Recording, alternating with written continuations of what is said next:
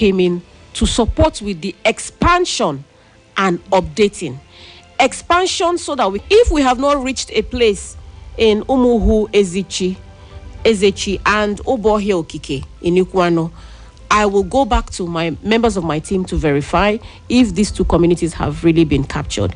But if they have not, like I said, it is an ongoing program. So it's an expansion that is happening. And I'm sure that the team will certainly get to all the communities in Abia State, including these communities that have been mentioned, if they have not reached there already. And then for the last caller who spoke about his 80-year-old mom, Michael, and say he wants to know where he has to bring his mom for capturing. You don't need to bring your mom for capturing. Your mom will be captured if she's living in Abia State. So maybe our team members have not arrived at your community yet, but it doesn't mean that they will not get there. So please be patient with us. And like I said, it's an ongoing program. It's not like something that has a deadline of next month or December this year, so that you say, oh, I'm running out of time. The capturing is an ongoing process. And wherever we have our citizens that are vulnerable, they will be captured by our community-based targeting team members. Thank you. All right, thank you very much. Let's get more calls. 0916-0009953. Good morning. Hello, good morning. Good morning to you. Yeah, the commissioner, good morning. Good morning. My name is Pastor Stanley Carlo Emeto, representing from Isugu, Ohafia. I have a question. Why is it that in this type of program, your organization or your ministry, even from the federal, we now go from church to church, school to school, as they do in immunization? But during immunization, you will see them carry their thing and come to church and disturb the church activity that they want to give children injection for measles or for that. But in this thing that will benefit everybody, it is not being done like that. And it is done like as if that is being done in secrecy, or maybe those that are politically inclined to some people or their natives or their friends. Why is it happening like this? Because for me, I believe that it should be done through the churches. They will be coming to the churches, they will be going to school everywhere, even in the market, to tell people about what is going on. And in the market, that is where they will find the vulnerable. In the church, that is where they will find the vulnerable, just like it's been done during immunization. Why is it not happening so? Thank you. All right, thank you very much, Pastor Emeto from Isugu, Ohafia. 0916-0009953. Good morning. Good morning, Mr. Chukwuemeka. Good morning to you. Yes, I want to greet you, my Honorable Commissioner. Good morning. Good morning, my dear sister. Well, the truth is that your name? My name is Mr. Chijoke from Bende Road. I just want to say that the leadership we have now in Abia State, led by Governor Otti, is doing everything possible to make sure that Abia State is very secure in terms of medical, in terms of payment of salary, in terms of every other infrastructure we can think of. So the truth is that, my dear Commissioner, you heard what Pastor Stanley Carlo said. It is something I am supporting. You are coming up on radio to say it is very, very welcome development. It's a welcome development. But I want you to also go to different churches and different communities, because I know that this government is very, very loved by the people of Abia State. They understand that Lesotho is a Toknadu. I can't say that this government have done all the things that we need, but we are progressing. So I want you to try to do more by making sure that people in the villages, in different communities, are benefiting from everything that concerns medical treatment. Thank you. So I want to applaud you and say that you are doing well. Thank you. Thank you. Thank you, Mr. Chijoke from Bender Road. 0916-0009953 0805-1777953. Good morning. Good morning. You're welcome. Thank you.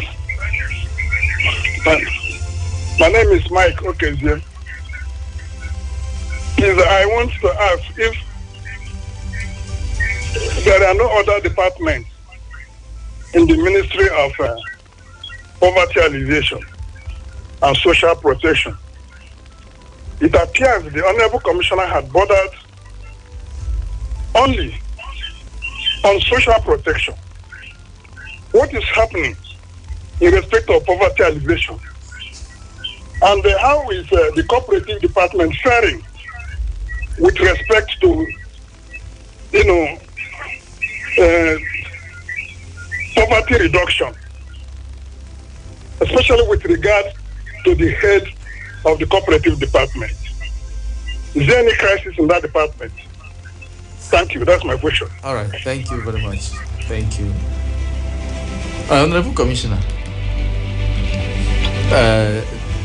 the person wants to, although we discussed social protection and poverty alleviation in the state, and our target this morning is on this social protection as sponsored by EU and UNICEF.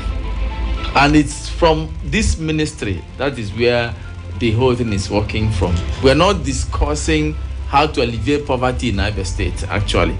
But then, he asked you. Thank you. I don't know if the last caller joined maybe just a few minutes ago, Mr. Mike Okezie. I think I'd like to start from you. Thank you very much. Even though today's program is focused on the support, that we're receiving from our development partners with regards to the social protection project, there are other departments in the ministry. We have the cooperative department. Of course, our mandate is to, support His Excellency's poverty reduction agenda. And so there are other departments in the ministry that supports that, like the cooperative department that you mentioned. It is fully functional. We are registering cooperative societies every day at the ministry. So if you have a cooperative society that you'd like to register, please come to the Ministry of Poverty Alleviation and Social Protection. We are located at the Nnamdi Azikiwe Secretariat, Block B, second floor. You will find us there, and you can receive information around how your cooperative society can be registered and other information regarding that matter. Pastor Emetu talked about a wider coverage in terms of sensitization. I think Pastor Emetu and Mr. Chijoke from Bende Road spoke about the same things. Yes. Sensitization. Why are we not going to churches and schools, sensitizing people on how they can register for this program, just like they do for other health-related interventions? I want to categorically state the reason our procedure is slightly different is because we are dealing with people where they can be if there is a disaster. So if a disaster happens and people are not able to go to church, we cannot take interventions to the church. Once upon a time, people could not go to church in this country. People could not go to schools. Schools were shut down. So the people were at home. And that is why, if you remember, there was a time a certain government in this country said they spent a certain amount of money, for school feeding. And this was during the time that children were at home. And the head of that agency was questioned, where did you find the children? How did you spend this amount of money when the children were at home? So social protection is for us to support people when there are shocks. And you must take into consideration that shocks can happen in a state, in a way that those persons, you cannot find them anywhere else other than in their homes. So that is why we don't go to churches and schools. But we have taken down a note of your comments. And in terms of providing information, in churches around this program, yes, we can do that. But capturing cannot happen in churches and schools, given the nature of our interventions. Thank you. All right, thank you very much. Hello, good morning. Good morning. You're welcome. Calling from Mumbai. You're welcome. Good morning to your guest. I want to ask her, what is the total population of poverty people, poor people in Abia. And since you are in office, what total budget did you receive this year? And how much have you spent on it? At what age do you identify these poor people to ban? And because most times you have people killing their fathers, killing their sisters and their wives. It's a poverty-related mental issue.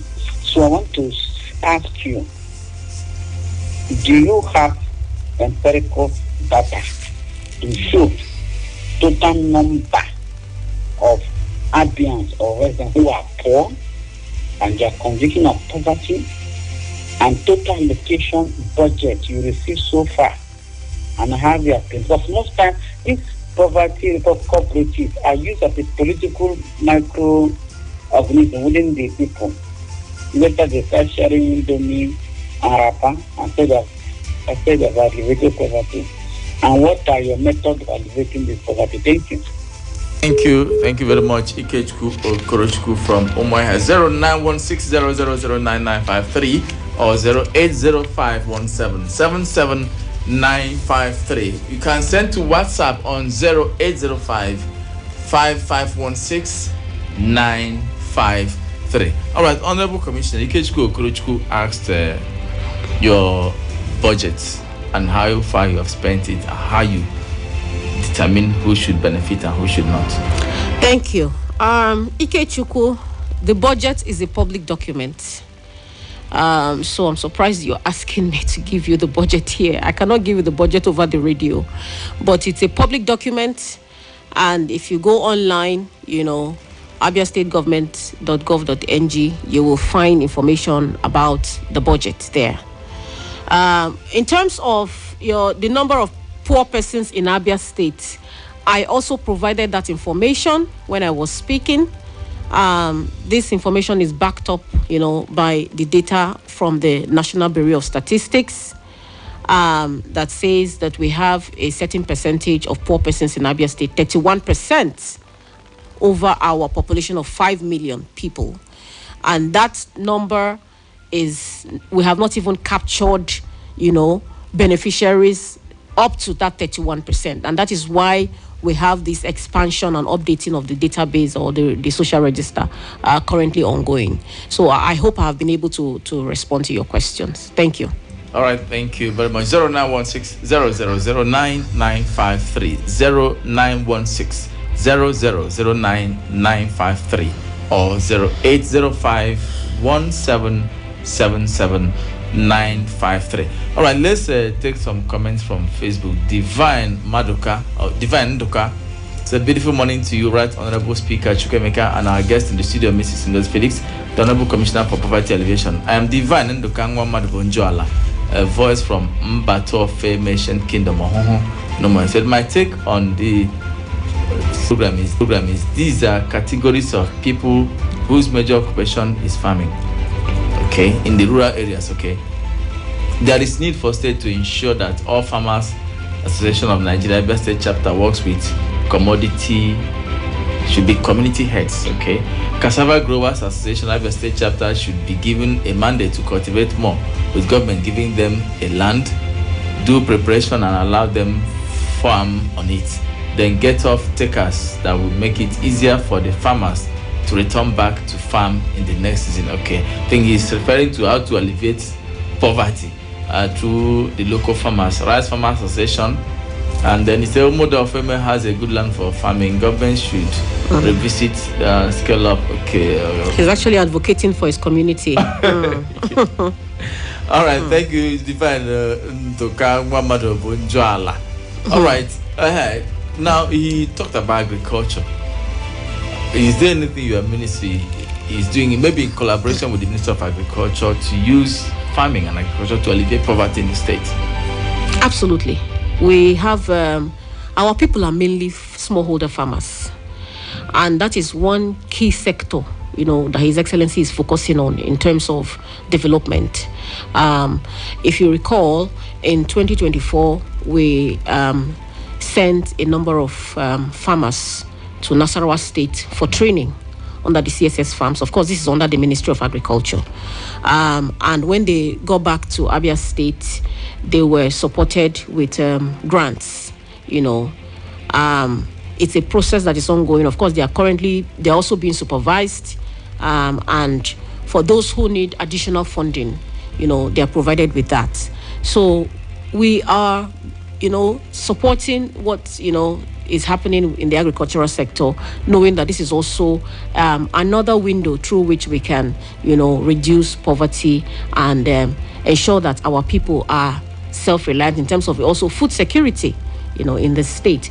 I would like to also chip in something that has to do with a cooperative. In 2024, the governor invested the sum of 1 billion naira into cooperative societies, and this also helped persons who were in those clusters to carry out their businesses, knowing that they had, financial empowerment to do that. Another empowerment is also coming. We have another 2 billion that the governor has earmarked to support cooperative societies in the state. This is the way to alleviate poverty for us. Our way of alleviating poverty is not to give handouts, palliatives. Palliatives is not a sure way to alleviate poverty.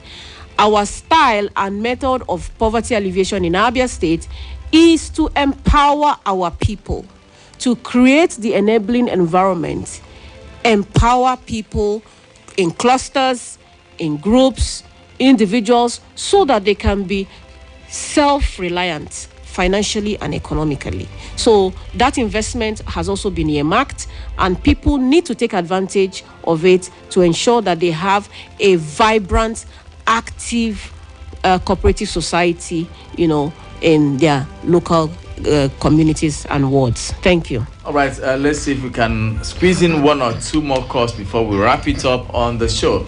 Good morning. Good morning to you.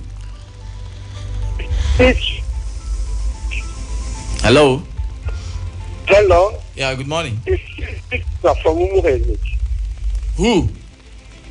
Chima from Umuhezek. Okay, yes. You called earlier. Yes, I had him.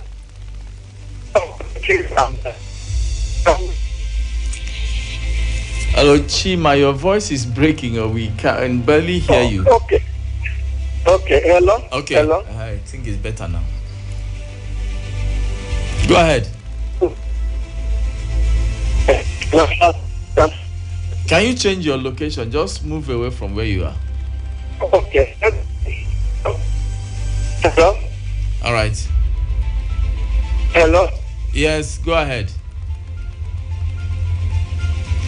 I want to inform the commissioner that what is going on now, as those of us that have cooperative society and have certificate from CAC as well, there is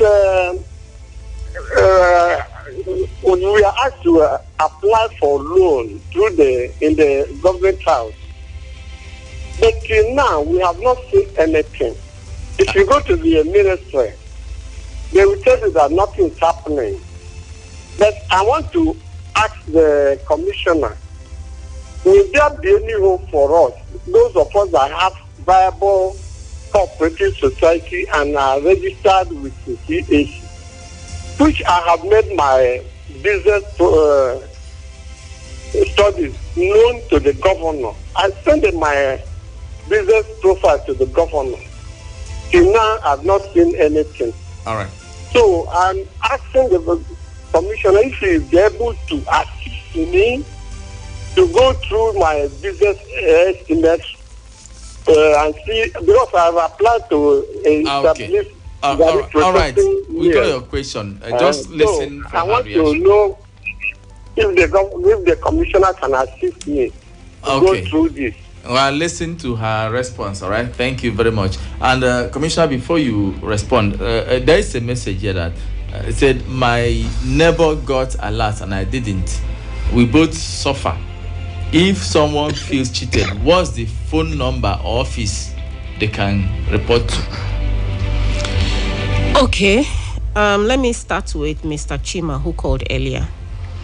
Mr. Chima, we do not give loans at the ministry.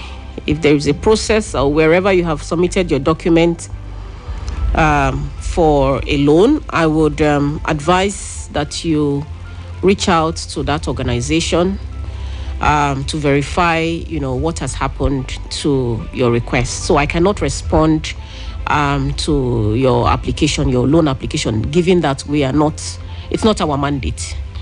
I would also advise, if you have a cooperative society that you're a member of, and you want to know whether it is active or whether it is validated with the Ministry of Poverty Alleviation and Social Protection, please come to the ministry.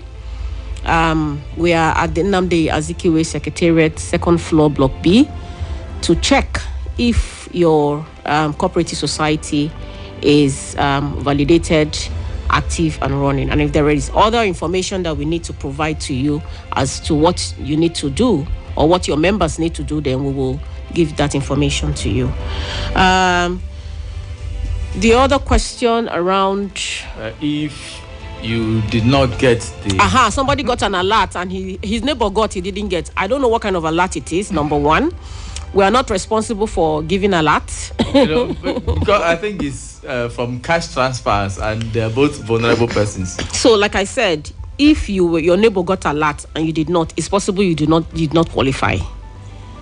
So this alert is not a universal alert that everybody has to get. Even me, I didn't get alert too.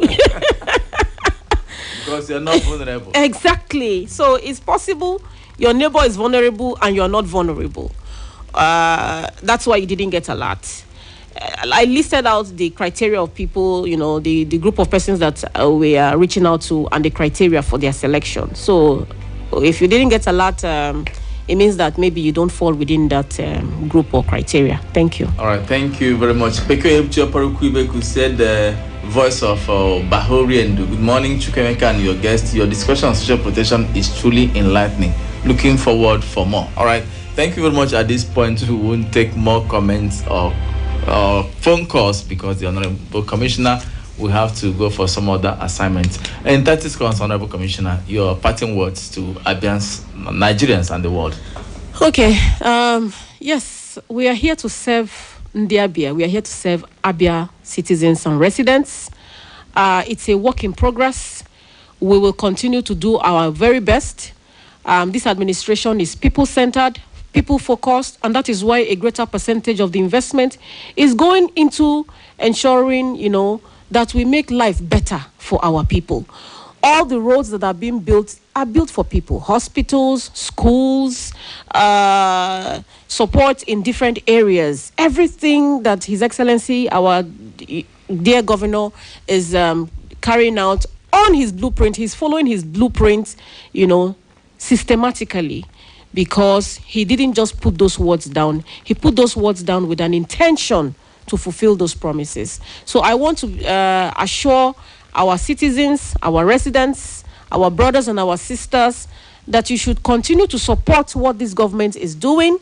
And I can assure you that within the next few years to come from now, you will not recognize this state. You can already testify that a lot is happening. There are lots of changes, and it is going to reach you. Wherever you are, you will be touched in different forms and ways. Thank you very much, and I pray that God will continue to keep our governor and grant him the direction and give us, all of us, the strength who are working with him to improve and ensure that our people have a better standard of living. Thank you. All right, thank you very much. It's been wonderful having you, the Honorable Commissioner for Poverty Alleviation and Social Protection in Abia State, Mrs. Ngozi Felix. Let's do it again same time tomorrow morning. It's going to be another explosive one. Just stay on this dial. Chukwuemeka Igu is my name. Do have yourself a wonderful day ahead. Stay safe, stay out of trouble.